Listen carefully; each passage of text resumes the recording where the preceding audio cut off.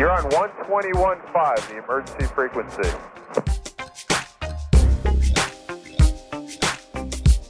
Welcome to the 21.5 Show, a podcast for professional pilots by professional pilots.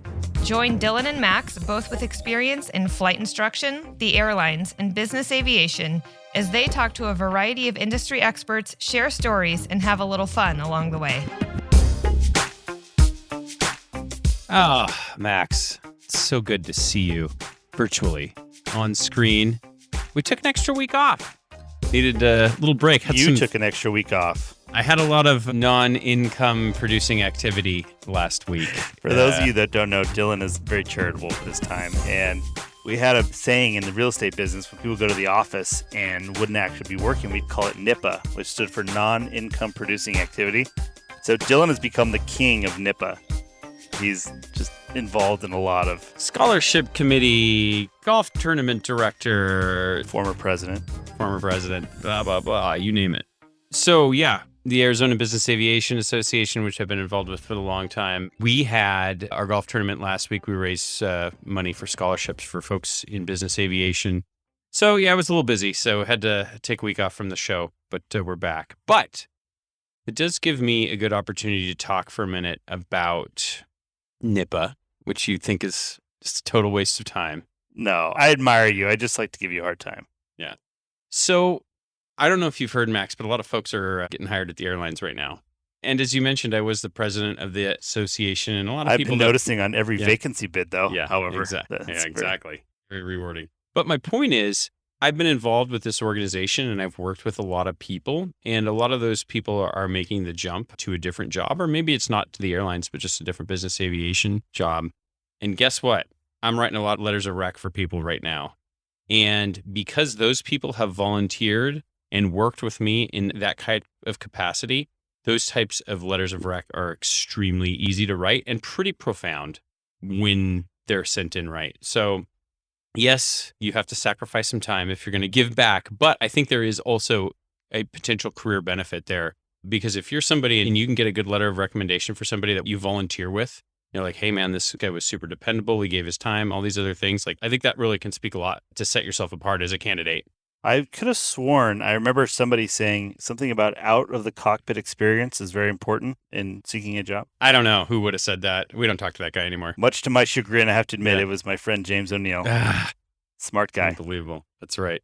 So anyways, yeah. Sorry we're late. I was busy giving my time to the community, but I'm sure everyone's very upset, Dylan. I'm sure everyone was very let down on Tuesday when the new podcast didn't show up on their phone. But that's okay. We've got a new one for you today, and we're back. So this one's going to be interesting. We are talking to a gentleman named Landon who flew helicopters in the Army. Well, he flew in the 160th. I don't even know the best way to describe that. It's a very elite division of helicopter pilots. They fly the special forces guys. The Osama bin Laden raid, those helicopters were flown by the 160th. Anything that you've heard of that's high profile and very dangerous, it's probably them. Usually flown by the 160th. So anyways, what's interesting about Landon's story and why we wanted to talk to him is he flew the helicopters, did the Skybridge program while he was still active duty to basically get his like commercial multi-instrument, and then started at Frontier, went straight into the major airlines. And he was getting his ratings while still on active duty. It's genius. It's pretty cool. But I know we've been doing a lot of helicopter stuff lately. And yes, the helicopter stuff is interesting in this interview. But I think what I want folks to pay attention to, especially a lot of flight instructors and people that are getting hired that don't have any like turbine aircraft experience getting ready to go to their first job. We talked a lot about how do you handle training at your first airline? How do you handle IOE? What's the right attitude to have? What are some mistakes you can make? And what are some habits and skills that you can bring that are really going to help you in training? So I think the conversation is very relevant, even if you can kind of almost set the helicopter stuff aside a little bit. Well, before that, Dylan, what do you want to dig into first? The mailbag, some reviews, hats? Oh, yeah. We should probably talk about the hats. There's only one left. That's the big news. Unbelievable. We didn't give many away, only to you and I, right? Yeah. Just very, those very the only limited. Ones that went toto gratis? There might have been a couple more. We're not going to name any names, but Matthew, Jim, and Steve were very generous to purchase the latest wave. We've got one left. Max, I was thinking for this last hat, should we both personally autograph the inside of it? Just to No, make it that extra will- special. Who wants? No one's going to want to wear that. It'll decrease the value. Yeah, definitely don't want to do that. That might be the worst idea you've ever had on this program. It's even mildly worse than when you do the city to city, coast to coast announcement. What if I, inside the hat, transcribe city to city, coast to coast, and around the world? Dude, I'll burn it. You'll burn it. Too much. What should we make next? We'll put a poll up on social media. Should we get back to a Yeti cup type thing? More wearable merch? You know what I really want to make is an ATIS wheel. Oh, I and don't think they exist. they definitely exist because I had one for a long time in my Well, airplane. Find one. The only place I can find one that says it's available is like Aircraft Spruce in Europe. If anyone doesn't know what we're talking about, this is the most incredible device. Hopefully I have a picture. I'm going to post it. It's the ATIS wheel. It is literally a piece of plastic with a line, and then below it is a second piece of plastic with a circular alphabet on it. And then you simply rotate the circle until the letter of the ATIS is under the line. And so it just shows you what the information is. And it sounds so dumb, but we put the ATIS wheel in like every airplane we've flown, and it's actually pretty handy because you know what I found? Especially in business aviation, maybe you guys don't even call in range, do you? On the radio anymore? It's No. all ACARs, right? Yeah. Well, we have to call the FBO a lot. You still do that. They have those big screens that says when everyone's landing. Like what? I mean, if there's like a car to bring out, I Yeah, guess. a or car. whatever, I always it's check like- for the car. And I'm that with kind you. of stuff. Okay, I'm sorry. It always seems like the non-flying pilot calls the FBO right about the time that you're getting handed off to approach. And then the guy flying, you didn't write the ATIS down, and kind of, maybe the notepad's on the other side of the cockpit's always like trying to check in and doesn't know what the ATIS is. So Well, the ATIS wheel solves that huge problem. The biggest thing is that when in a modern airplane, you put all the ATIS information in the FMC in the performance thing, except for the information. So what's the point of writing it all down to then input it into a screen in the FMS that you could just refer to if you really needed to remember what the temperature is or whatever? The one thing you just need is the code. Exactly. Remind me at the end, I will tell a story of when I got in trouble with the ATIS information code. Now I'm going to have to sit on the edge of my seat the entire show. Exactly. So anyways, if you want to buy that last hat before we start producing these ATIS wheels, 215 podcast. No, we're going to order more hats though, right? We're going to change it We up a have little bit. to. Order We've another got batch to. of hats. Yeah. In all seriousness. Come We'll on. do all that. 215podcast.com, and you can go and click on the donate button there and get yourself a hat. Interesting reviews, Max. I'm excited to share these from our new expanding platform of YouTube. First one is from Dagan. He says, awesome guys, listening from Dubai. G4 driver here, also contract, thinking going 100% contract, keep it up. And that was a comment on our episode with the full-time contract pilot, and he told us what it's like to be a full-time contractor. So that was one of my favorite episodes I think we've done. Just interesting to learn how that business works. And then you can read the next one because I think it's pretty good. It's from Adrenaline Dump. The slurring of words on this podcast were brought to you by Deep Eddy Vodka. And what he's referring to is Dylan and I recorded in person, and I was wearing apparently a Deep Eddy Vodka shirt. And we did the gear review, like actually on video that we posted. I obviously didn't intend or anticipate that going on that day. So I was wearing a vodka shirt like a scumbag. So Shout out Deep Edby. there we are. Called me out. On to the mailbag, which is, of course, brought to you by our friends at Advanced Aircrew Academy. They are subject matter experts on all of the topics that your flight department needs training on. If you're tired of clicking through CTS every year, ready to blow your brains out, check out all of the alternatives available from Advanced Aircrew Academy. They've just posted a blog, Max, I thought was kind of interesting. It's called Flying Under the Influence of Passengers. Of passengers. Yes. Yeah, very relevant for the corporate operator. Absolutely. It goes on to tell some of the accident that just recently happened in December on a G4 out of Santo Domingo. And it talks about how the passengers pressured the flight crew to take an aircraft that wasn't ready to return from service, and then some other examples. But it just got me thinking about that's a part of business aviation. And we've talked about this on the show before. And sometimes it's not even the passengers themselves pressuring you, but it's you as the pilot wanting to perform and not let your passengers down that actually is a source of a lot of Yeah, pressure. I think honestly, I bet that's half of it at least. Yeah. Like there certainly are passengers that put a lot of pressure on the pilots, but I think a lot of it is self-induced pressure of like corporate pilots a lot of times can be such like pleasers. They want to be pleasers to their boss and like don't give them bad news ever and stuff. And I think that's equally as large of a trap to fall into as not being firm with your passengers when you need to be. So I had a passenger that was trying to pressure me one time into taking off out of Heber, my least favorite airport, as many of our listeners know. So we were talking about real estate stuff a little bit ago. What are the Mike Ferry lines that our friend knows, all of the responses that are like pre-scripted? You know what I'm talking about? But he's like, could we take off? Can we cut in front of these other people and take off into the clouds?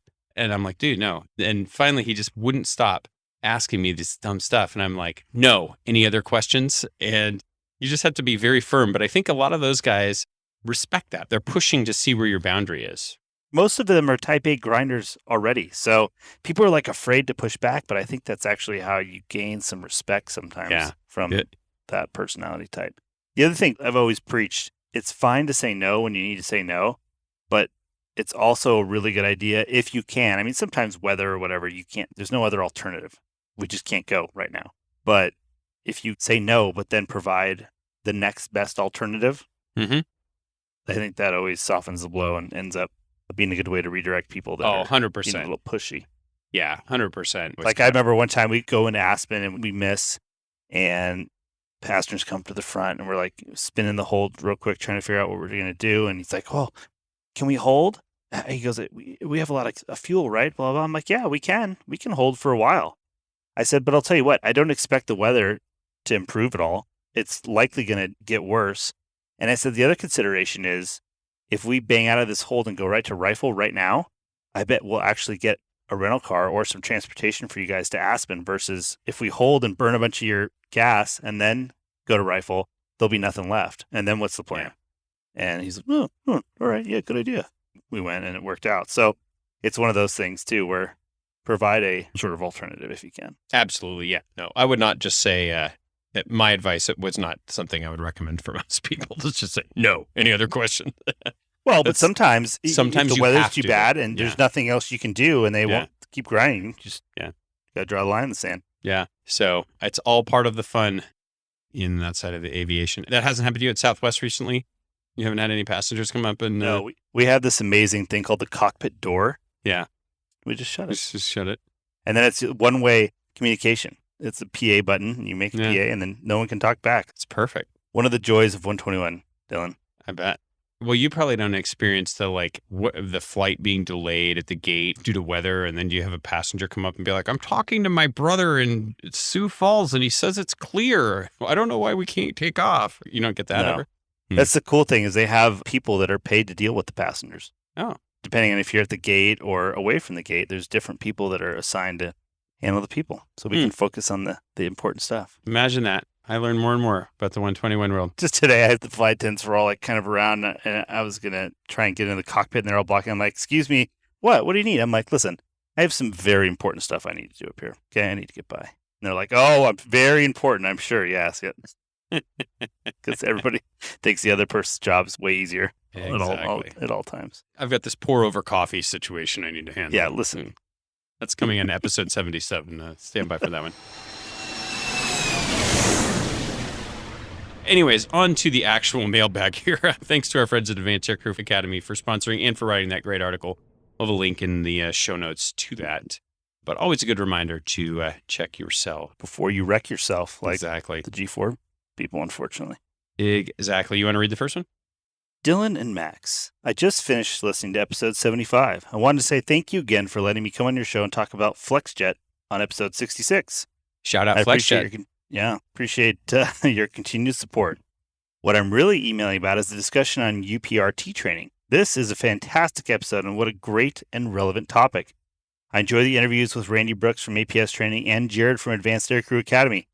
I had the privilege to attend a UPRT training course that Bombardier sponsored called the Leading Edge Training Program. It was conducted at the National Test Pilot School in Mojave, California at the time I took the course. The course was worth its weight in gold. I highly recommend all pilots invest in UPRT training in an aircraft outside of formal air carrier programs. Even with the enhanced envelopes in modern-day simulators, it simply does not do it justice, as mentioned in the podcast. Both Randy and Jared had some great points. I truly enjoy your podcast and look forward to each episode. You guys knocked it out of the park with this one. That was from our friend Jim that works at FlexJet and was talking about that gig in our previous episode. He referenced Episode 66. Yes. Thanks, Jim. I don't think since our last podcast when we talked about that, I actually attended APS. Oh, we yeah. haven't talked about that yet, have we? No.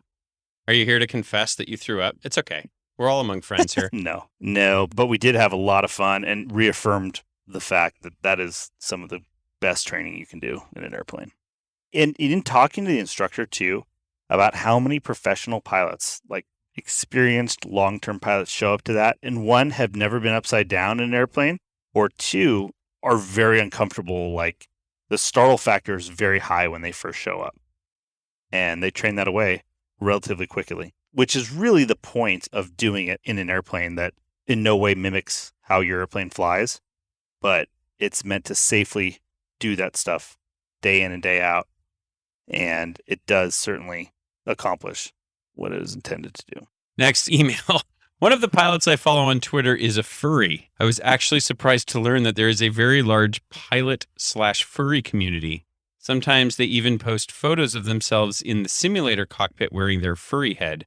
One of the epidemiologists I follow, who has been a voice of calm throughout the pandemic, is also a furry. I guess everybody's got their kink. I won't judge, and I know you guys didn't either. Whatever makes them happy. Now the bronies, that might cross the line. And I didn't know what that was. You had to tell me. What is that again? For anyone that doesn't know what a brony is? It's just adult men that are into My Little Ponies. So like bros and ponies, I guess. But so as soon as you were reading that, the thought popped into my head. Do you know how there's like a Facebook group for everything? Yeah.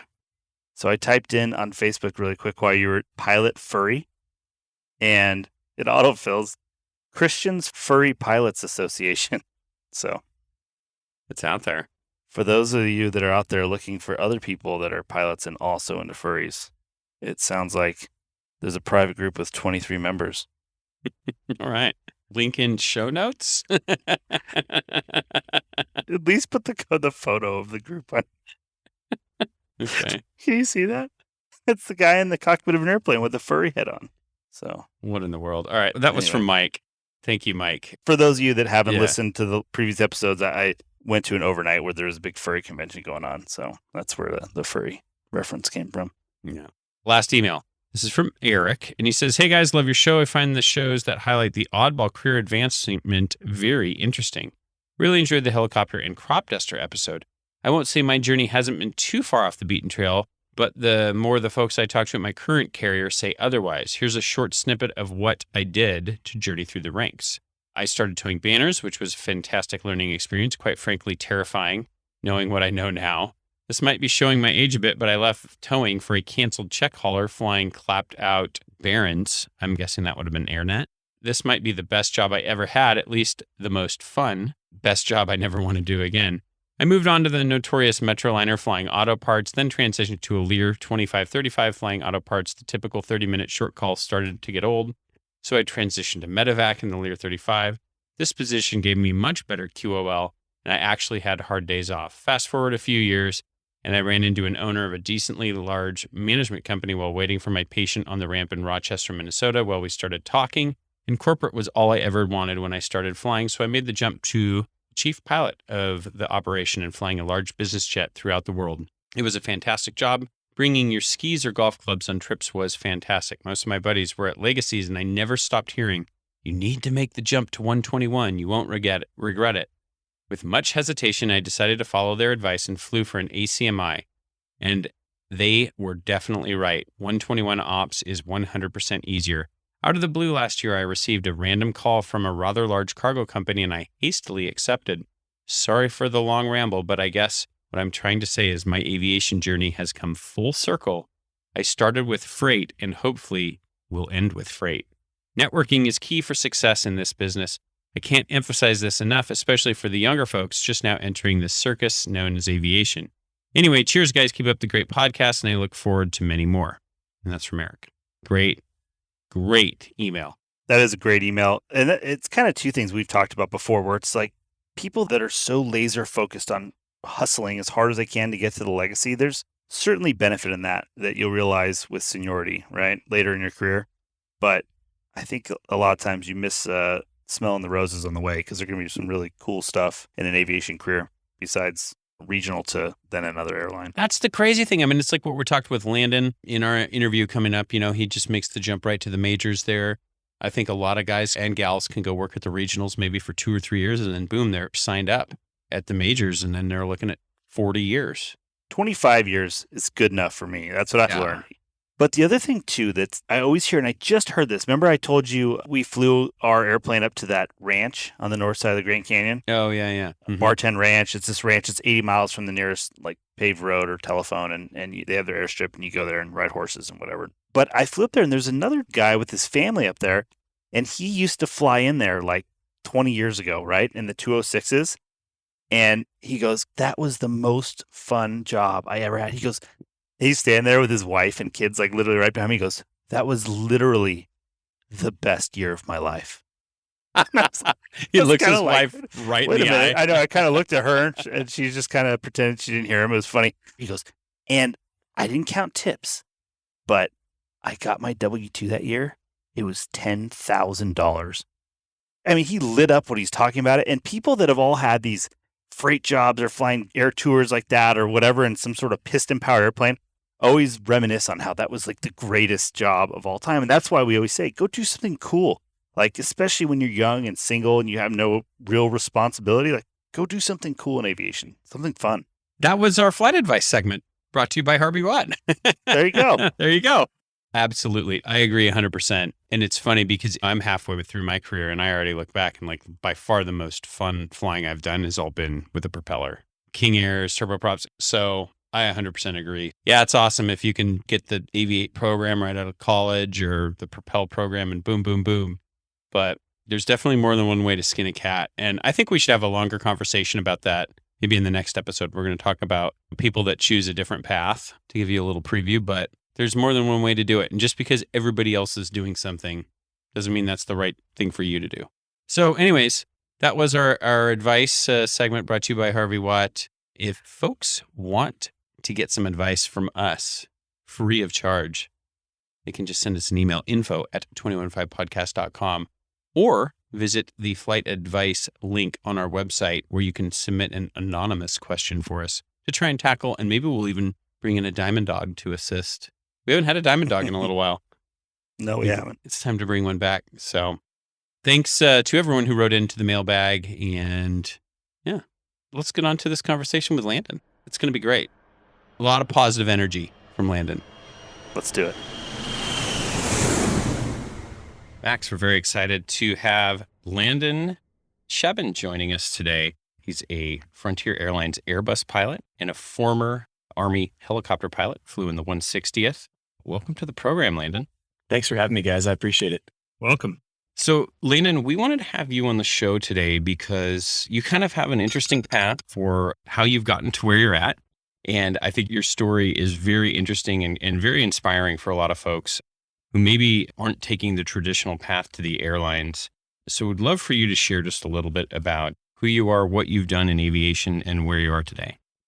Yeah, I appreciate that. Thanks for having me. And yeah, happy to share my story. And hopefully I can kind of talk through some things and people who are in similar shoes can pursue the same thing. So yeah, I flew in the Army, flew Blackhawk helicopters in the military for about 11 years. After college, commissioned as an officer and went in the Army, flew Blackhawks for a good amount of time, had about 1,600 hours. Very lucky, very blessed that I got to fly for the majority of my career, which was nice. And then towards the end of my career, decided with my family, I have a 4-year-old girl and a 1-year-old girl, and my wife had 3 girls, and decided that going forward, I just kind of wanted a different change in career. So I considered flying for the airlines. And so from there, the decision was made, talking to my wife that we're going to do that. And so the first thing I had to do was go get all my ratings, right? So I'm a helicopter pilot, commercially rated, but the airlines don't really have much to do with that if you want to fly jets. If you want to fly helicopters, that works. But if not, you got to go get some more ratings. So what I did is I ended up using my GI Bill, post 9/11 GI Bill, on a Skybridge program.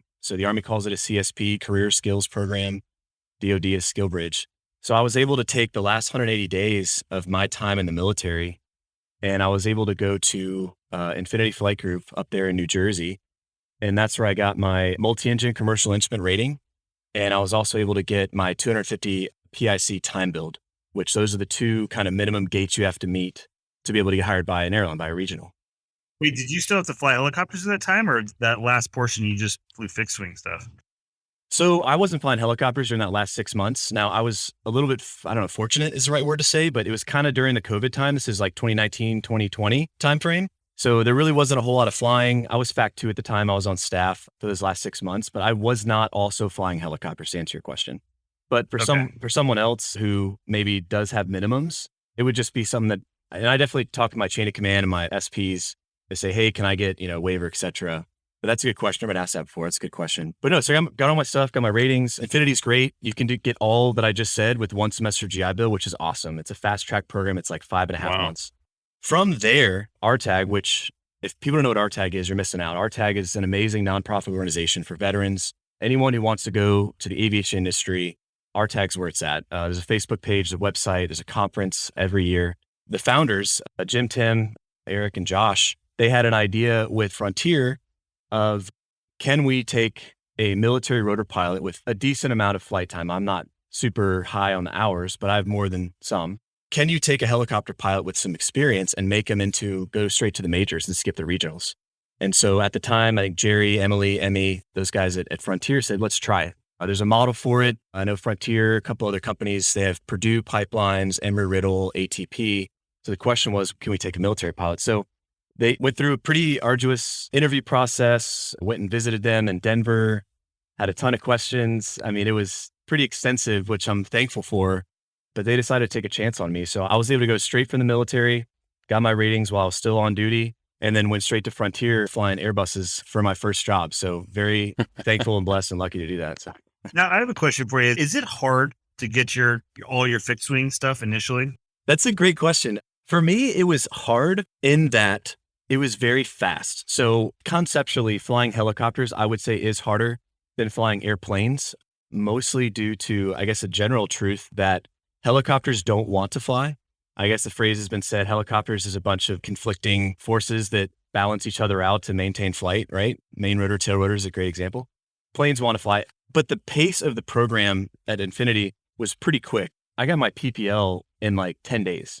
First day you're there, you get in and you fly and you do landings and you do all the things, and then you get your PPL super fast. And then as soon as you're done, they're taking you up and you're doing maneuvers. So I'm trying to figure out, do I use the pedals? Do I not use the pedals? Helicopters use the pedals a lot. Airplanes, maybe not as much. So that was fun. Get your feet off the pedals, Cheben. But was it difficult? Yes, in that it just flies different.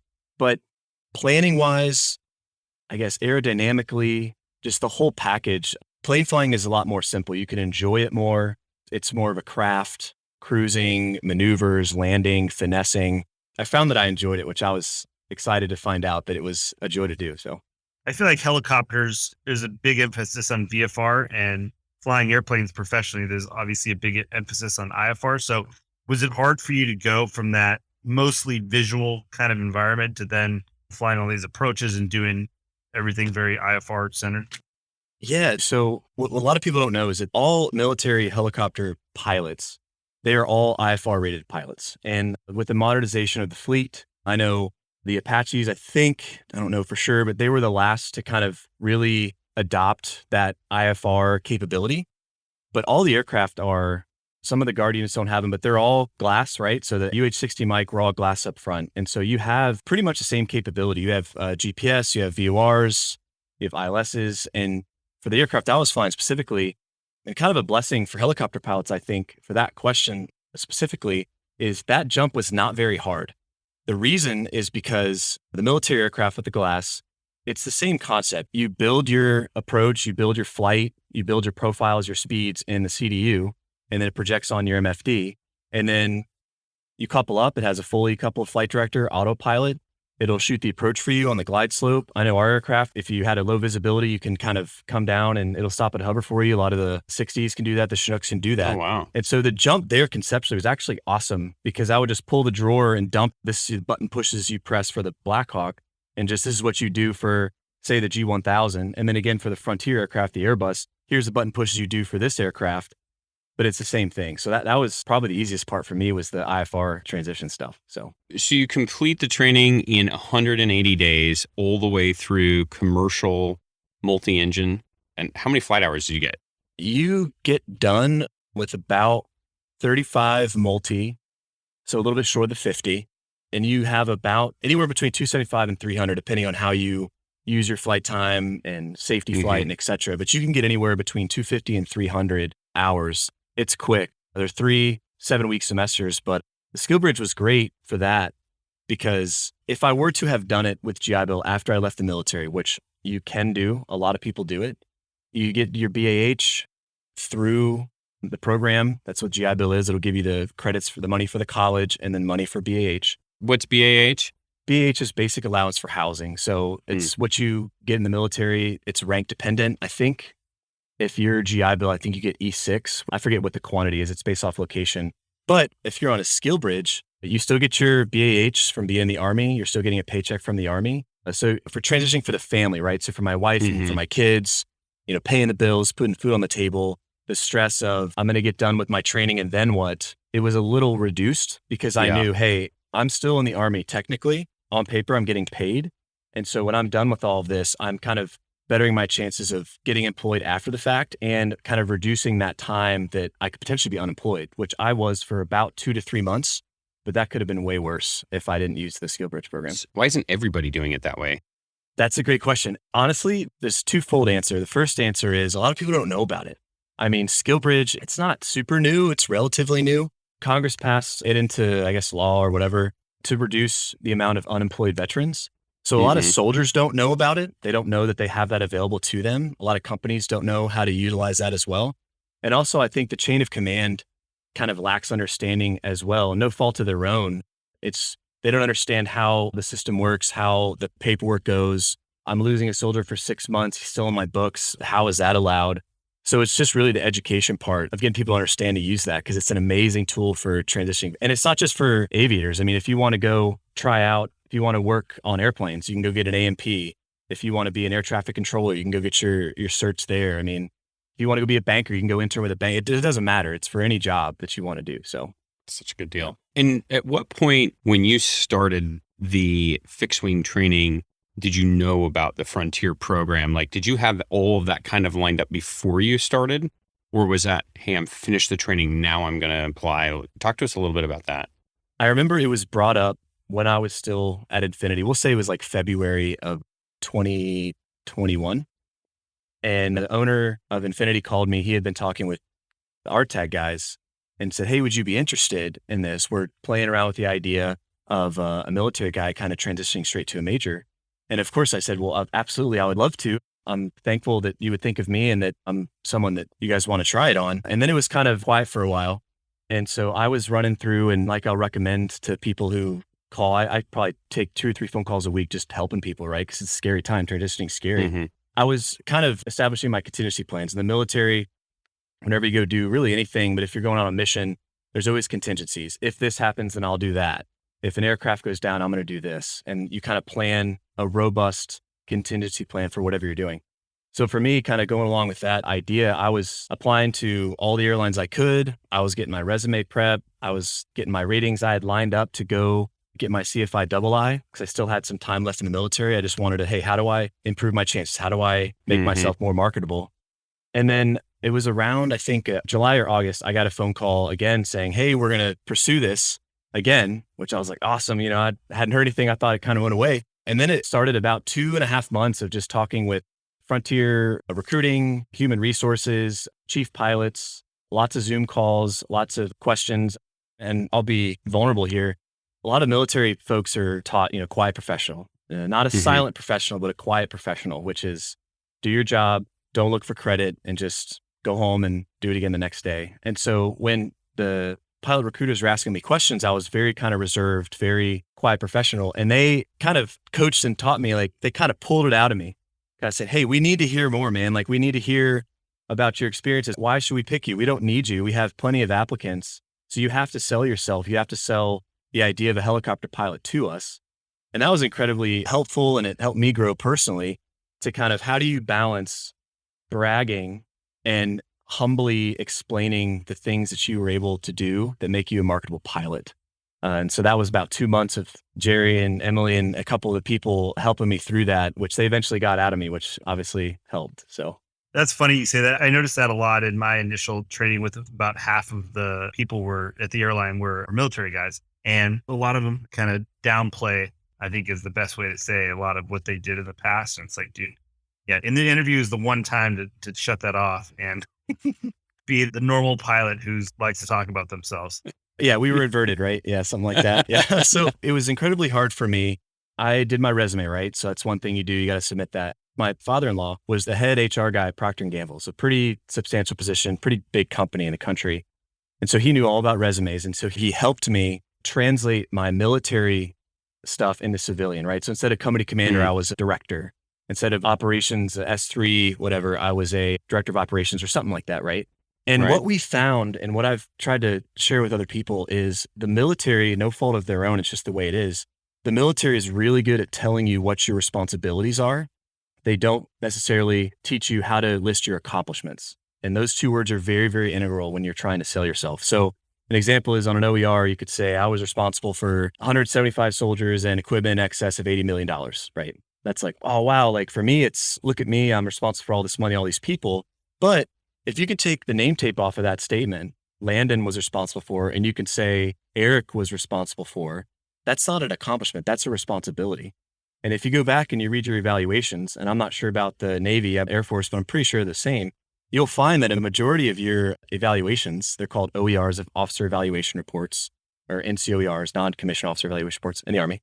There are very few accomplishments. And so I found going back that I only had like 4 significant, substantial, notable accomplishments, which is kind of a bummer. But at the same time, it was kind of a red flag saying, hey, people that are still in, people that are considering this from the military, think long and hard and work with somebody to figure out what did you do and you alone. If you weren't there, it wouldn't have happened. And that takes time.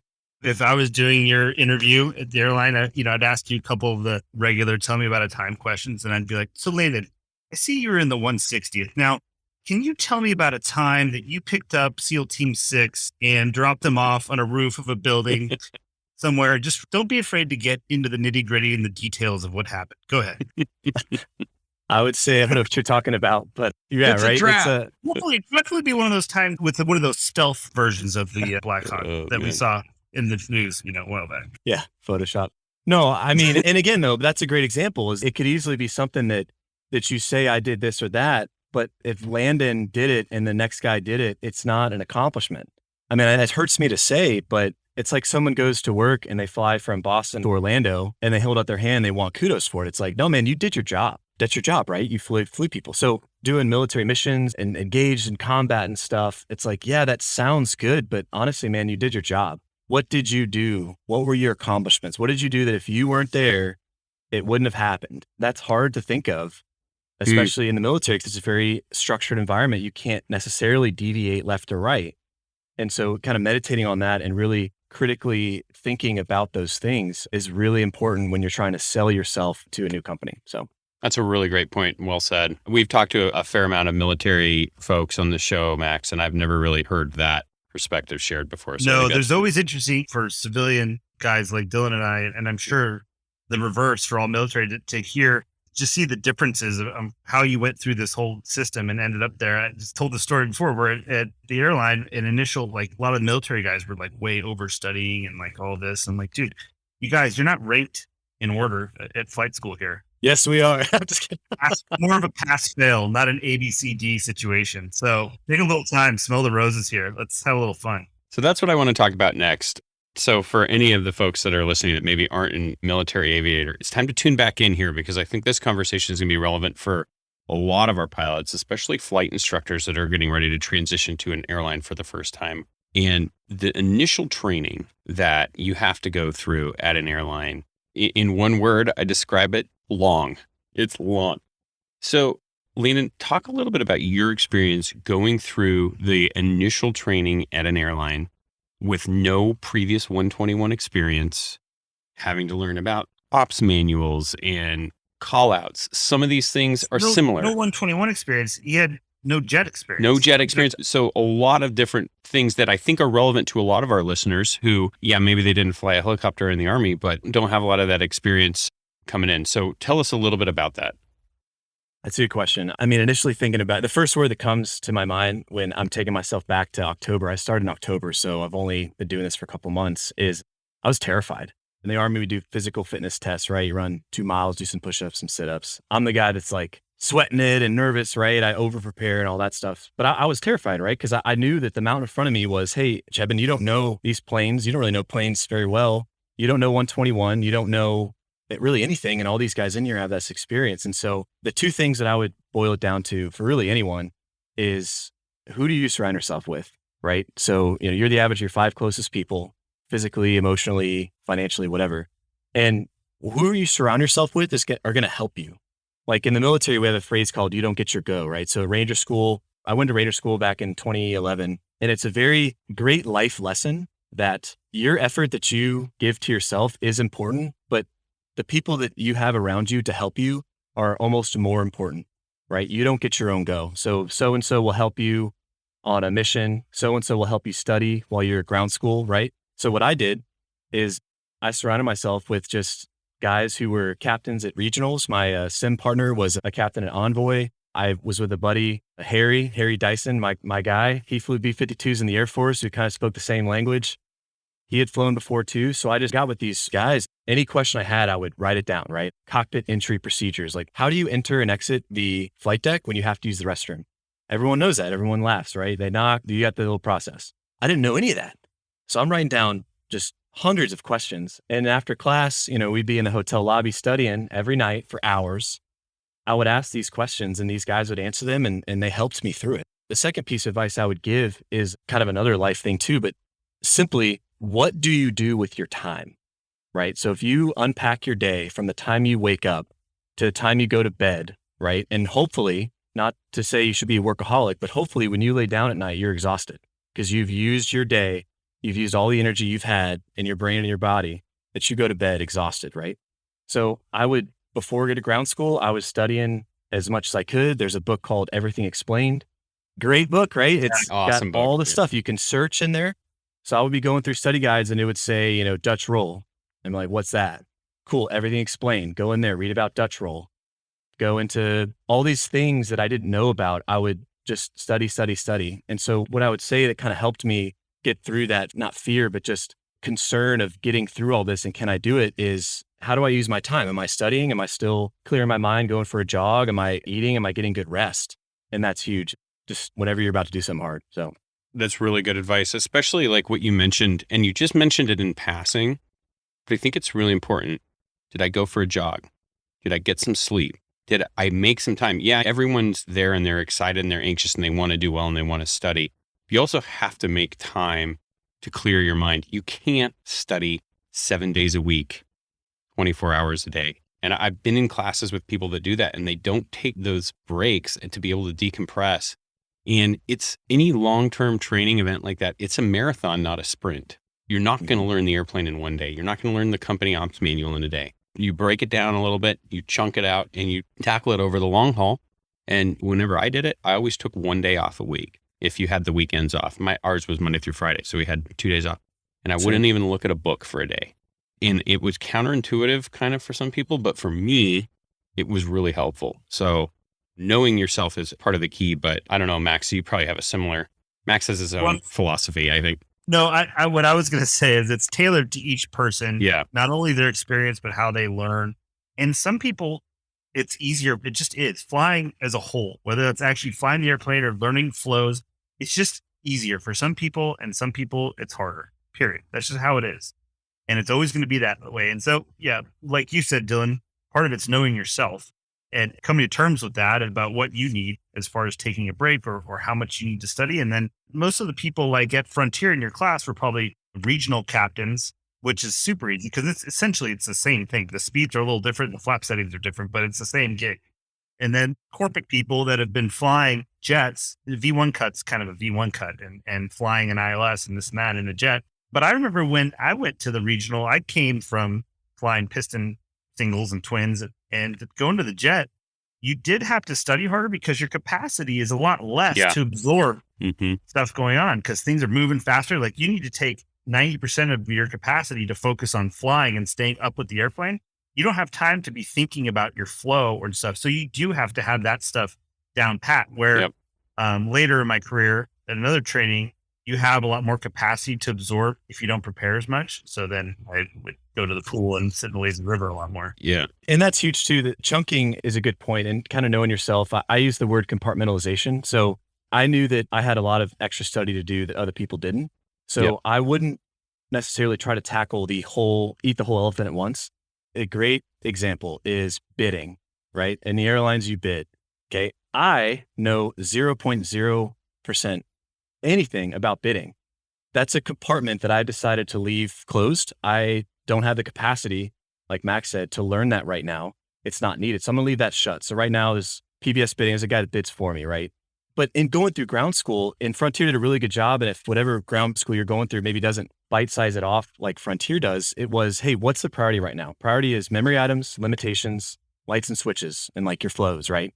So it was like, cool. All this stuff that's outside of that, V1 cuts, for instance, in ground school, don't even worry about it. Don't worry about it yet.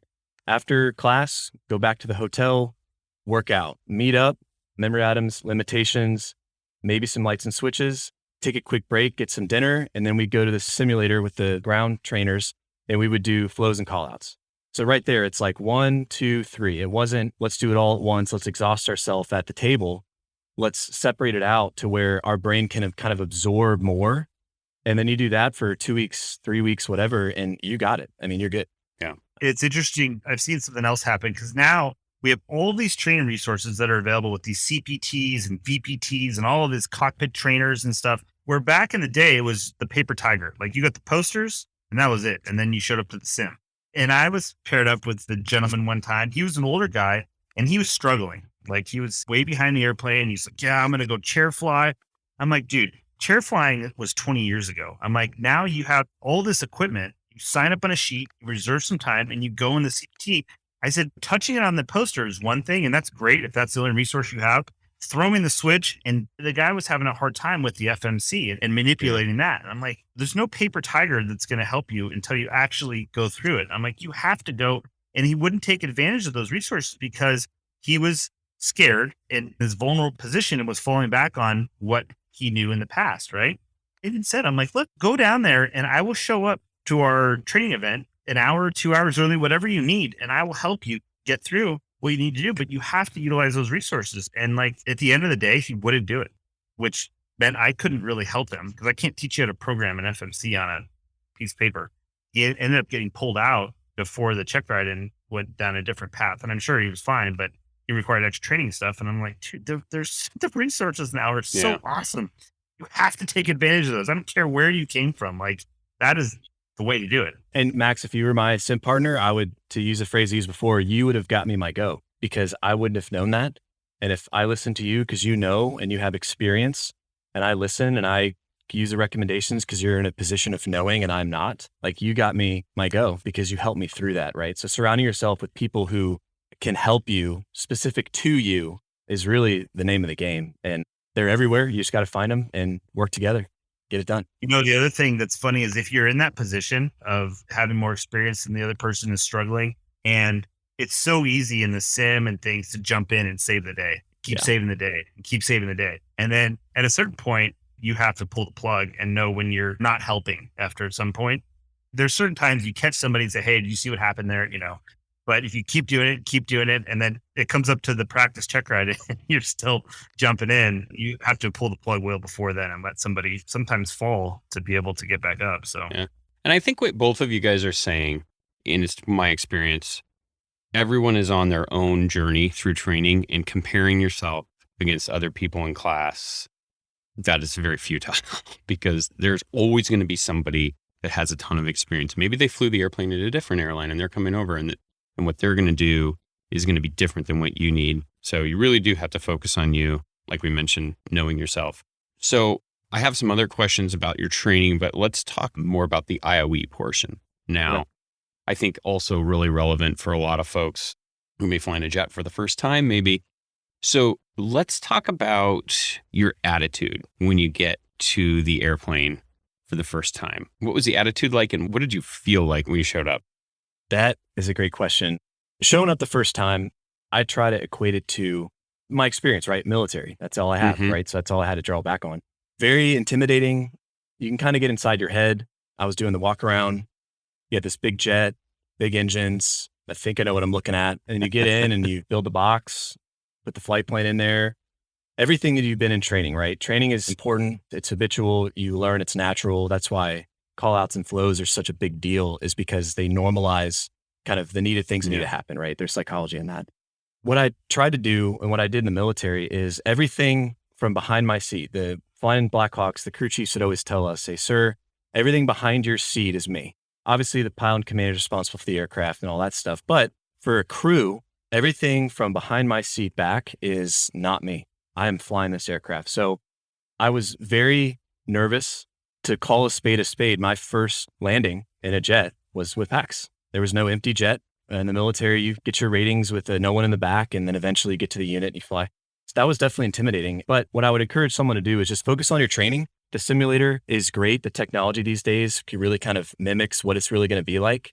Don't get inside your head. Don't second guess. The IOE guy or girl, they're trained to make sure you do everything safely and just continue. Be confident in yourself. If you pass the type ride, the evaluator established that you are qualified to fly this airplane to standard. So take ownership of that. Do what you're trained to do and go ahead and execute.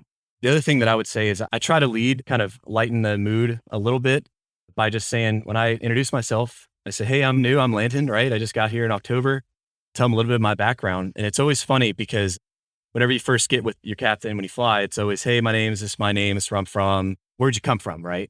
And I say, oh, I came from the military. And they go, okay, cool. What'd you fly? Did you fly C-12, C-17, C-130s, whatever? And I go, no, I'm a helicopter pilot. And they always go, oh, that's it? Did you fly on the side? No, not on the side. So, which it's a little intimidating and a little bit of humility to say that, because we all want to be perceived as being good and being our top guy, but just taking some humility and saying, hey, I may not know everything. I'm letting you know that. I'm confident in my ability. I'm going to fly this thing to standard and I'm good. But just so you know, if I ask you a question, hey, should I push or pull on this descent, right, for manager selected? It opens the door for you to be coachable and teachable. It allows the captain or the instructor to say, this guy wants to do better. He wants to learn. And you'd be surprised how far that goes. Even now, I'm off IOE. I'll say, hey, I'm still new to this business. Anything you have, any thought, any technique, if I did it to standard, just fine. But you say, hey, man, have you thought about doing it this way? I always say, please tell me. I want to learn from everybody. And that's just been huge. I mean, I've learned so much. The relationships I've had with these captains, it opens the door for you to learn. And whoever doesn't want to learn, I mean, I don't want to fly with that guy. Always a lot to learn from the captain, whether it's about flying airplanes or how not to raise your children. There's always nuggets in there from everybody. You just have to be willing to listen. Max, we can't all be superheroes. Transitioning from flying a helicopter to flying a major airliner in just a matter of months. And most of us can't handle managing a little bit of money that we made at the regional airlines to massive retirement portfolios that we're getting at the major airlines and flying these heavy jets all around the world. You got to know when to bring in a professional to help out, right? Of course, I'm talking about our friend and certified financial planner, Tim Pope, who's been helping professional pilots nationwide create and execute a smart financial strategy. Timothy P. Pope, your financial planning partner for all phases of your financial flight. Check the show notes for a link to book your free appointment with Tim. All right, let's get back to Landon. One of the innate qualities that you see in almost every pilot is they love to provide help and instruction and guidance to people if they ask. And it goes a lot towards what you said with your attitude too, of like, hey, I'm new here. The way I always phrase it is like, hey man, I'm still learning. If you got any pointers for me, I'd love to get them. That's all I would say. And that almost always seemed to open the door to some structured advice, because it's hard. And I don't know if you've experienced this yet, Landon, but when you're flying with somebody, maybe you'll need a little bit more time to do it. But when you see somebody doing something different and you're like, what is he doing? And it's this fine line of like, do I want to say something or do I want to let him or her kind of do it their way? It's a little bit of like finesse you have to have in the cockpit. Like it's a little bit of like maintaining this relationship, but also obviously operating the aircraft safely. And so I think as a captain, sometimes you love that attitude of like, please help me versus like, I've got this, I'm here, I made it. There's a lot to balance there. There is. And honestly, when you start the conversation saying, hey, I want to learn as much as I can from you, in my experience, I have found that if I kind of open the door saying, hey, I want to learn, any question from there on is allowed. If something in my mind saying, man, we just passed top of descent, he's telling a story. In my mind, it's like, all right, well, I know that we should be descending, but we're not. So I'll just say like, hey, just real quick, for this descent, are you staying high because for like the fuel burn stuff, or like, are we going to get down later, or just what are you thinking? And they'll either go like, oh yeah, I'm just staying high. When we get a little bit further, I'll go ahead and do V speed. Oh, okay, cool. Why? Let's talk about it. Or he'll be like, oh, dang it, oh man, and he'll fix it. I remember telling a captain one flight, I said, when you do anything, touch anything, check the box, put a switch up here, you'll see me whip over and look at you. It's not because I'm trying to monitor you. It's because I'm trying to learn and figure out what you're doing. And he laughed, but he's like, that's good. Like you said, anytime a captain does something or anything that you're maybe not like, you can identify what they're doing, just ask, hey, what are you doing? Why? Teach me. You're not insulting them. It gives them a chance to teach you, which is great. I've often found myself in an instance where, I don't know if it's the 737 or Boeings in general, but there's a lot of different ways to accomplish kind of the same goal. And there's certainly ways that are better and more efficient. And sometimes I'll do something and be like, I didn't feel like that was the best way to do it. And then you just say, hey, is there a better way to do that? Or how would you have done? That's always a good way to learn, because a lot of times you can tell when you're getting the job done, but it's probably not the most graceful method in the world. And there's like 900 flap settings sometimes. And you're like, well, should I have been at box 1 or 2? And it helps to remember too. And I like to make this analogy. Like when I was in the Army, I flew with a bunch of W4s and W5s. W5 is the highest rank that a warrant officer can hold. They're the pilots. Their main job is flying. And so they're usually older and they have a gratuitous amount of experience beyond you, as me, the officer, right? And asking those questions, these captains that have been flying for forever, it's equivalent to you doing a football camp with, say, like Tom Brady or Peyton Manning. They're really good at what they do. They're older. They've been doing it forever, but you won't ever ask them any questions. Hey, what are you looking at when you line up to the line? When you give a hard count, why are you watching the safety? You're missing out on an opportunity to learn from the experts, from the professional Hall of Famers. That's silly. You would, of course, ask Peyton Manning what he's looking at. And the same when you're flying with these men and women, they have that experience. So for you to just sit there and not ask, if you're confused, you're screwing yourself.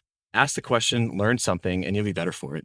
Okay. All right, Landon, enough of this real talk. Let's get to the good stuff here. So most of the people that listen to this podcast are fixed-wing pilots. We've never flown helicopters. There's certainly plenty out there that we've had on the show, the RTAC guys, everybody else that has flown helicopters. But you flew helicopters, which is this foreign and super interesting world to the rest of us. But you also did it in the 160th, for those of you that don't know what that is, that's the Special Operations Aviation Regiment in the Army. So they carried around the door kickers and did some cool stuff. So tell us about, what was your favorite part of that job? How much were you gone? Just kind of break it down for us a little bit about how that job in that regiment's different than a lot of other helicopter jobs out there. That's a good question. And I'll have to pre-apologize for my answer because it's going to sound cliche, but I truly mean it. I truly mean my answer. So being in a regiment was so awesome for me because of the people that are there, right? It's easy to look at the Hollywood stuff, right? The aircraft have all this gee whiz stuff on it. The missions may or may not be in the news. Guys with go-go gadget gear jumping out of your aircraft, blowing stuff up. I mean, that's the stuff that people see, and that's cool. But the thing that I valued most about that place was the people that were there. It is a very exclusive team. To get there's hard, to stay there's even harder. There's a phrase there that says you're constantly being assessed. So if you've made it on the team, there's no guarantee you're going to stay there, right? You have to continue to produce and to meet the gates and all of that. But all the men and women that are there, they wanted to be there. They're really good at their job. They have your back. They supported each other. You fly missions in excess of 12 hours, right? You're doing air-to-air refueling. The guy to your left and right is there with you. You know that if something goes wrong, those guys aren't going to say, well, I'm going to time out. Not that there's anything wrong with that, but they're going to be there for you. I read a book recently of someone who was in the Rangers. He was writing about the 160th, and he said something along the lines of, I never want to go anywhere without them because they don't screw up ever. Now that's a little excessive, right? We obviously make mistakes, but the idea that everyone there is so driven to do the mission correctly, never leave anyone, plan, contingency to get everyone out is like nothing I've ever seen. Everything's optimized, the processes, the meetings, the briefings, the landing, the schematics, everything there, everyone's on the same wavelength. It is so cool to be a part of a team where everyone is just jiving. I'm truly thankful to have had that experience. How long were you doing it? And did you have kiddos at the time? Were you married at the time? What was that part like with a family? I was married for all of it. I got married right after I graduated college. And then about 7 years into it, 7 years into it, I had my first kid, my daughter. She's 4 now, almost 5, Lydia. And then 3 years later, I had my second daughter, Mia. She's 1 now. It was beautiful. I mean, the Army's hard on families. There's no denying that. You're gone a lot. For the conventional side, your deployments range from 6 months to a year and a half back in the day. And if you do get to come home, you see your family for a couple weeks and you're gone again. I mean, there's no denying that not seeing your child for a year is just devastating. Not irrecoverable, but it's hard. Your kid's different when you come home, right? In regiment, the deployments are shorter. They're a couple months or less. So you're gone less. But then when you're home, you're TDY, which means you're training somewhere else that's not necessarily deployed. So you're in California training in the mountains, or you're in Key West training over water. You're training for the next thing. So you're still gone. But the way that the families are kind of take care of each other is amazing. Everyone's on the same team. We're all in it together. Going forward, though, looking at the rest of my life and my decision not to make it a career was something for me personally. I wanted to have more control over when I could spend with my family. I discussed with my wife and she said, "Hey, I support you either way. Whatever you want to do, I'm here for you. But if you could be home more to be with us girls, that'd be great." And so that was kind of the reason why we decided to stop that and do something different. That's a good perspective. Yeah. Is there anything flying in the 160th that you trained for that was unique or cool or interesting that you could share, like a normal Army helicopter pilot wouldn't do that you guys would train for or something like that? I guess 2 answers to that. The first answer is, in the regiment, you train more than anything I've ever seen before. So I always equated to a professional football team. Those guys are practicing every day. They're setting up the defense with whoever the next opponent is, and they're running offenses against that and learning how to figure out each team. The amount of training you do in the 160th is huge. Every day the flights are going out and they're training something specific. You're doing dust landings, you're doing hoists, insertions, and then things unique to a regiment is they'll do different profiles. Like they'll do the helicopter air-to-air refuel. They'll do boat landings. They're called the deck landing qualifications. Do overwater stuff with boats, guys jumping out after boats. You'll do airborne stuff. You're dropping guys out, parachuting in and stuff like that. So the thing about a regiment that I found, because I was in the 101st before that, is that you're doing similar things, right? We did a lot of similar things 101st, but you're doing it like 5 times as much. And also you're doing all profiles kind of back to back, to where sometimes you're just in the conventional side, you'll do sling loads and then you'll do airborne stuff. And then you'll do this. One of my evals, we did boat, we did hoist in the mountain somewhere. We did helicopter air-to-air refuel. We did water extraction. We did dust landings, IFR, doing a breakup, all that stuff. So it's just the same thing. It's just intensified. The people you work with too are incredible. They know how to employ the aircraft in a very expert way. So when you work with these men and women who you're serving, right, they're our customer, they come to the table kind of knowing how to employ you, which is nice because sometimes you'll find yourself having to explain to someone, "Hey, here's how you use me. Here's how you use us. You can't pile 20 bodies on here because that means I only have like 10 minutes of gas." And you got to explain to them like weight and time and stuff like that. But it was a pleasure to work with a greater team of how to kind of employ for a common goal. So are you just bored out of your mind now flying at the airlines? No, hardly. I'm super blessed. I thank the Lord. What I was taken away in terms of, I guess, intensity and adrenaline, I got back in the form of time. So I've been spending more time with family, getting involved with the church, a couple other things I'm working on the side that I've just been able to do more. And I really enjoyed and do this, right? Like I'm able to chat with you guys before I'd be sitting at work right now. What's a Tuesday, 1:30 in the afternoon. So it's been a blessing to kind of be able to do more things than just the 9 to 5, right? Your job. So it's been great. All right. Story time. You got to have a good one for us. What can you actually tell us? Yeah. Okay. So I got a story here. I'm a super nerd. So I actually called the PAO just because I didn't want to get anyone in trouble. So he said I'm good to go. So no issues here. But My story, I will start by saying, is not my story. I did not do this flight. This is not my mission. The reason I want to tell this story is because I want to highlight for people who may or may not know, when we think helicopter pilot, we think helicopters, they're mysterious. What do? They don't have they don't have long legs. They can hover and they can land on buildings, right? But what I want to try to highlight is the aviator inside a helicopter cockpit, the person who's flying, what's going through their head, the things they're capable of, and the things they have to deal with that some people may not know. So the short version of the story is we're deployed somewhere and dropped off some guys at a town, do our standard, you guys good? Yeah, we're good. All right, we're going to go over here and we're going to hang out. Let us know when you guys want us to come pick you up, right? Super informal story right here. So time goes by, and it's time to go, right? Like sun's coming up, which we don't want to fly during the day because people can see us. That's bad. The team is going to go pick them up because they're done with their mission, kind of launched, and they're like, hey, we're coming to pick you up, right? At this point, the sun's coming up. This is not great, but it is what it is. Do what you got to do. And when they're about there to go pick the guys up, the prayer horn is going off and people are waking up. They start getting attacked, right? So guys on the ground take contact and they have 2 casualties. So bad, like cat alphas, which is really bad, urgent surgical. And so, cool, let's go. Guys went to go in and the HLZ they're supposed to land at started taking indirect fire. Indirect fire is mortars, rockets, anything that's not a point and shoot weapon. The HLZ they're supposed to land at was starting to take, mortars. So, nope, can't land there.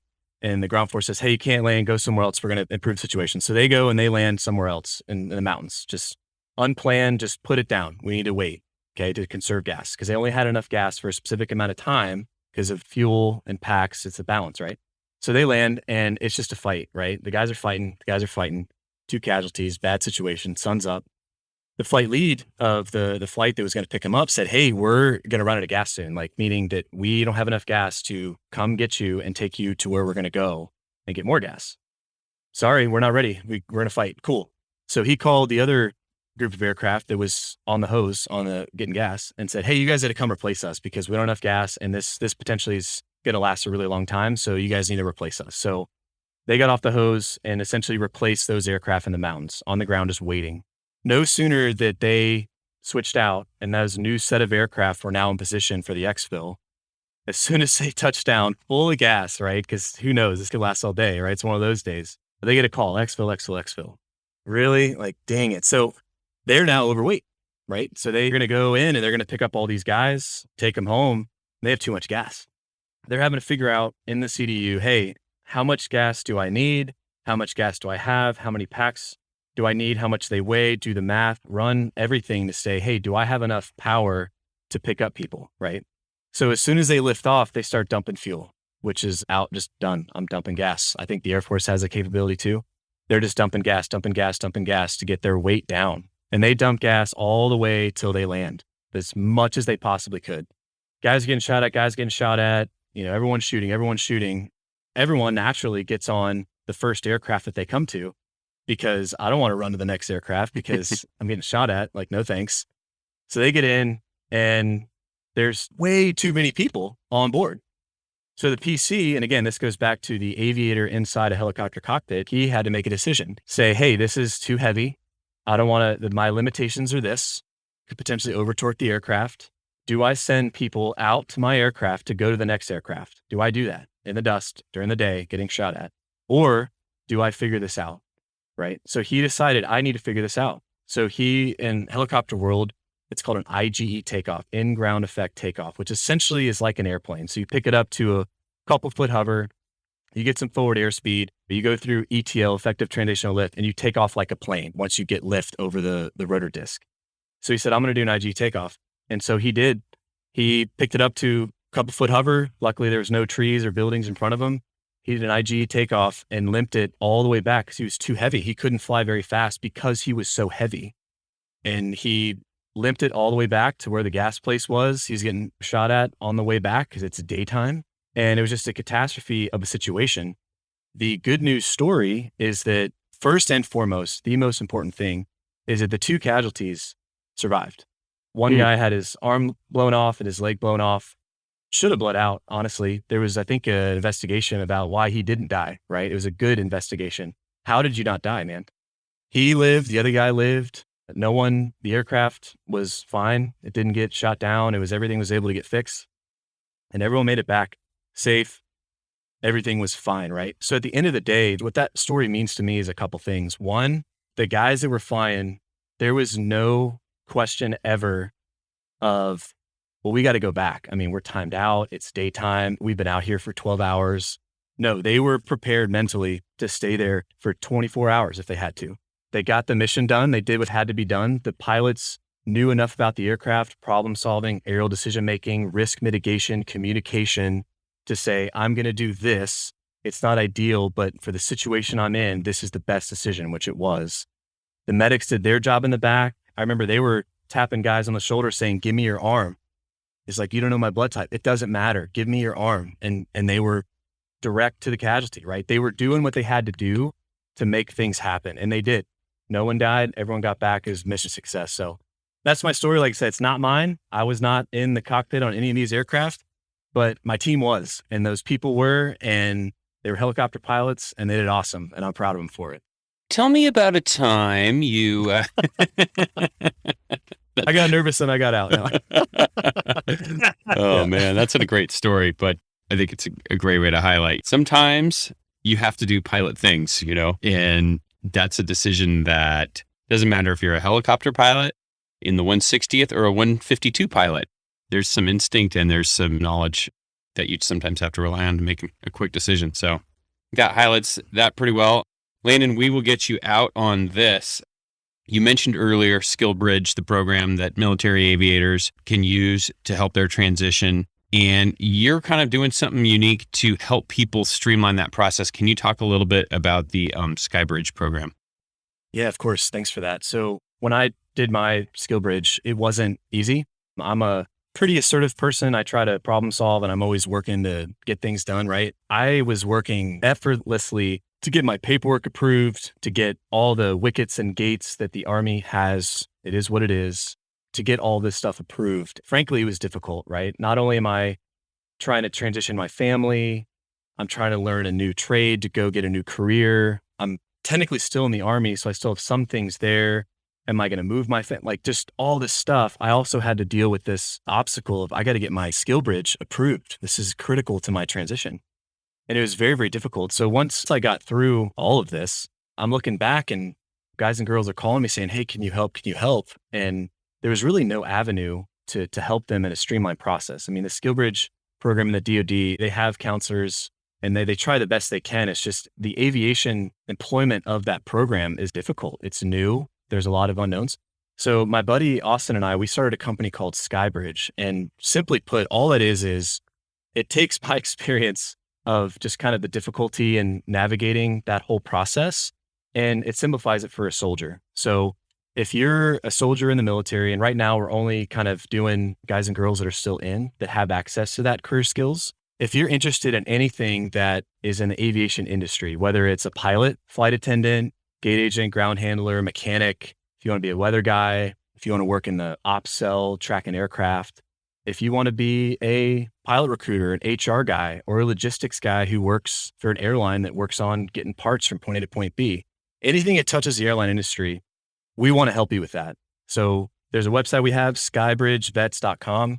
You just fill out a form on there, introduce yourself. A counselor will kind of reach out to you, ask you questions, figure out where you are, what are your qualifications, where do you want to go, what's your timeline look like, and kind of counsel you through your transition. Because like I said multiple times, it's scary. And what I'd encourage people to do if you don't quite know what you're going to do is a pastor told me this a couple weeks ago. He said, a boat at rest can't move, right? You have a big old ship. You can turn that rudder all you want and that boat's not moving. But if you get one knot of forward movement in the water, you can move that rudder and it will turn that ship. So if you don't know, that's okay. Do something. Take a step.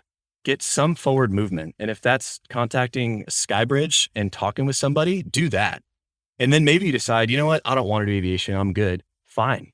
You would have never known that if you didn't take that first step. So take a step, ask somebody, talk to somebody, and figure out what you want to do. And there's people there that want to help you. Let someone help you. That's about it. That's awesome. We'll have a link to that in the show notes. And we really appreciate your time today, Landon, and sharing your experience. I think it's, like we said, very relevant for a lot of folks that are going to be starting new hire training at an airline, and there's a lot of overwhelming stuff. So congratulations to you for making the transition. And also thank you for kind of seems like in a way you're leading the pack for a lot of military folks. So I salute you. Thanks, Landon. I appreciate it, guys. Thanks a lot. And again, there's plenty like me. So it's just the beginning. So thanks to you guys for your time. I really appreciate you having me on the show. Thanks, man. All right. Well, that was our interview with Landon. Could he be a nicer dude? Is it possible? Not possible. No. He's so humble. Like, he's done some insane stuff. Oh, he's a badass and has like the most incredible stories. And You tried hard. I tried everything. You used all your techniques, but He will not take credit for being awesome, but we all know he is. Landon, you are awesome. Thanks, man. I love uncovering these paths, these career paths that we literally didn't even know existed. Yeah. Like, I didn't even know that was a thing. Like, I know you could be a helicopter pilot and eventually be an airline pilot, but I didn't know you could just sashay yourself right from one to the other. That Skybridge deal sounds like the best deal in town. Yeah. All right. I promised you a story. This is not a happy story. This is actually a story of a time that I received a letter of warning from our friends at the Federal Aviation Administration. Have I ever told you this story? I don't think so. So it reminded me of this when we were talking about the ATIS wheel. So you know how in Dallas, I know you guys don't fly into DFW, but for a lot of our listeners that do fly into DFW and for pretty much most major big airports, there's usually like a south flow and a north flow, or like usually the airport's landing one of two directions, right? And so a lot of arrivals will have like a key fix where you're going to go one way or you're going to go the other way to set up for the correct runway. You following me so far? Yeah, on the arrival, it's either you're landing to the north and you hang a left, or you're landing to the south and at that fix you hang a right, so you have to have the right runway programmed in the FMC. Is that what you're saying? Exactly what I'm saying. So go ahead. Here was the trap that we fell into. I was flying, and the captain pulled up. This is the regional airline days. Pulled up the ATIS on the ACARS and printed it out. Okay, prints it out. We get it. The ATIS said it was south flow into Dallas. Okay, great. We got the printout. We're all good. We're flying in. We load the approach and the arrival. And then we're coming in and we hit that fix and we went the wrong way because they had, unbeknownst to us, changed the direction of the flow at the airport. And I'm trying to remember the details. I can't remember if we had checked in with the wrong ATIS or weren't even talking to approach at the time. But basically, there was no fail-safe way to catch that. And when we turned the wrong way, I don't think they caught it for a little bit. And then we got the Eagle, where are you going? And then they had to vector another airplane out of our way. And so I think that automatically generated like a conflict. And then that's like an auto report for ATC. But it was kind of interesting going through that whole process and then like getting a vector and kind of the nerves that you get as the pilot flying.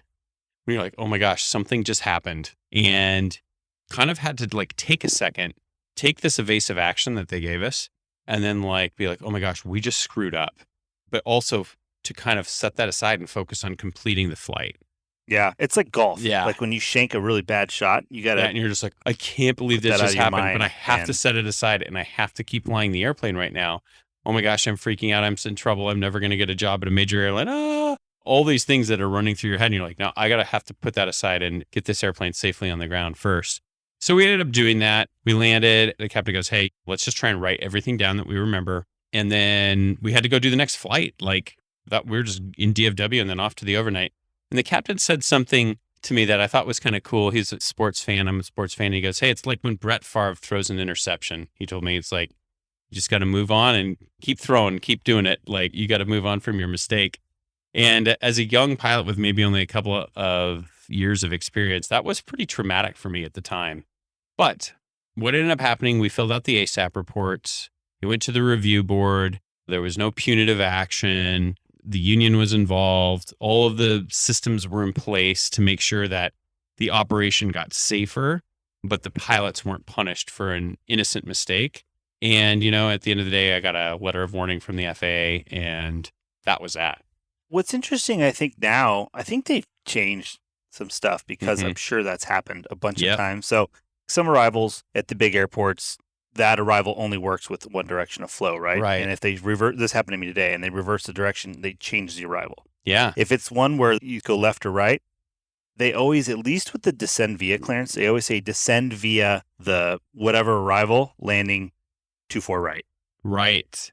But Or who like tell- today, the Phoenix, descend via the Hyder arrival, landing Yeah. 26 right or whatever it is. So But who tells you that? Usually approach. it's center a lot sometimes Is too. that center time? Okay. Yeah, Sometimes, because sometimes they start way out there, you know?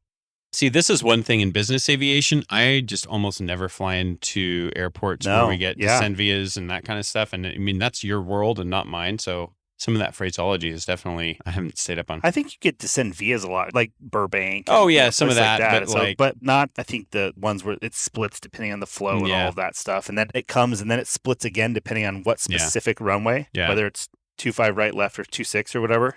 I remember we were having that same problem on takeoffs with the RNAV takeoffs. And they say Yeah. cleared for takeoff RNAV to Dougie or whatever because, Yeah, they only do that at certain places though. Yeah. I can't, like LAX does it, Yeah. Denver does it. But dude, so have you heard about the whole Trent Palmer thing?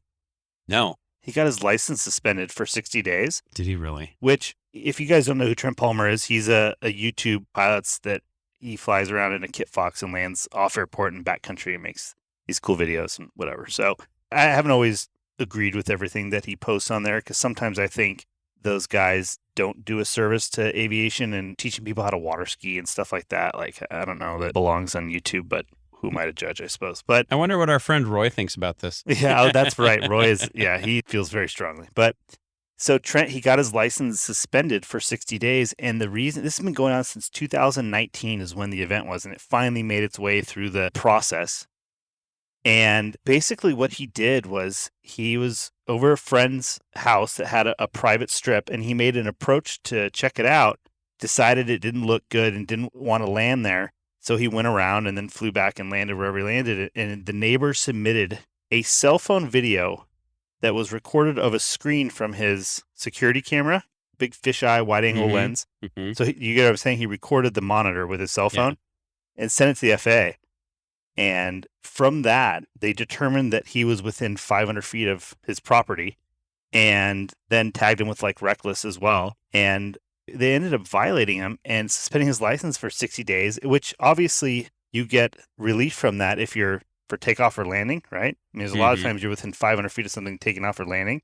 And they determined since it wasn't a real airport with like runway markings and lighting and a windsock and stuff, because it was the guy's private dirt airstrip, that it didn't fall into that exemption for the regulation, and therefore then they violated him. But the thing, he goes, look, what I thought was cool, he goes, I'm not a professional pilot. He goes, I fly for fun. I cannot fly for 60 days. It's not the end of the world. But what he was really concerned about is it set this big precedent of like, look, and the idea was that he didn't actually touch down. That was a big pivotal part of this case, that he didn't actually land. See, he didn't actually land. They didn't give him relief from the 500 foot above persons or property. And so they violated him for that. And the other thing, this shows is FAA guide to off-airport landing that they've published, like Alaska FSDO or whatever. And it says like, you're supposed to circle your landing spot, check it out, do 3 passes over it before landing. And so they even provided that during the hearing, and the FAA still decided against him. So I thought that's pretty interesting. And so he's appealing it because of the pretty big precedent sets. Right. That's going to be something interesting to follow, I think, to see how that goes through, because I think that could have some pretty big ramifications on people that don't land at regular airports all the time. Yeah. I mean, I think the FAA is on a hot streak right now. They finally rightfully suspended that guy's license that jumped out of that airplane on that fake. No, they revoked Yeah, it. revoked it. Emergency Yeah, revocation. Yeah. And then have you heard what's going to happen to those Red Bull guys yet? No, but those guys are going to, they asked for permission for relief from regs, and the Yeah. FAA denied it. And then they said, oh, all right, well, we're just going to go for it anyway. Yeah. I mean, So, those guys, they're going to be that's- hosed. That's why you need an ASAP program. That's right. Stick top breeze with ASAP. Well, the thing is, too, a lot of people don't realize ASAP doesn't protect you when you're not at Yeah. work. So you can't just like do Exactly. something stupid in your own airplane and then file an ASAP. It doesn't work like that. Can you get an ASAP at home with my wife? That's what I would like. And maybe you're just out a little late with the boys at the watering hole and then just file an ASAP. I mean, this is basically my apology. You can't do anything now. Yeah. There can be no punishment here. we're going to use this information, honey, to prevent these incidents in the future. Exactly. You're not allowed to hang out with your brother anymore, with my brother anymore. That's it. Yeah. How can we make this a safer operation? I think that's a good place to call it. ATIS. Just check your ATIS information. I think that's the one thing, the big takeaway here from today. And just don't jump out of an airplane with a parachute. Those are our two biggest advices today. Yeah, and don't go around. Always land, or the FAA could really come after you. So exactly. Write all that down. That is going to do it for episode 76 of the 21.5 podcast. Thanks so much for tuning in. Thanks to Landon for joining us and sharing his perspective and experience. We'll have his info in the show notes. Thanks to our friends at Harvey Watt for protecting all of the professional pilots' medical certificate with their loss of license insurance. More information at harveywatt.com. Thanks to our friend Tim Pope for all of his financial guidance. And our friends at Advanced Aircrew Academy for another great blog post and incredible educational content. Hey, you know what? They actually came and spoke at the safety day that was part of that big event I was involved in too. So they're out there making it happen. Shout out to our friends at Advanced Aircrew Academy. And most of all, thanks to all of our listeners, especially the ones that have bought a hat or sent us an email or written a review. Thanks for supporting the show. engage with the program. That's right. Send us your flight advice questions. Send us your emails. Looking forward to the next episode. We will see you guys in a couple of weeks. I promise no more non-income producing activity for me here in the near future. So we're back on schedule. Until then, just remember, Flexibility is the key to air power. Thanks, everybody. see you guys. See you next time.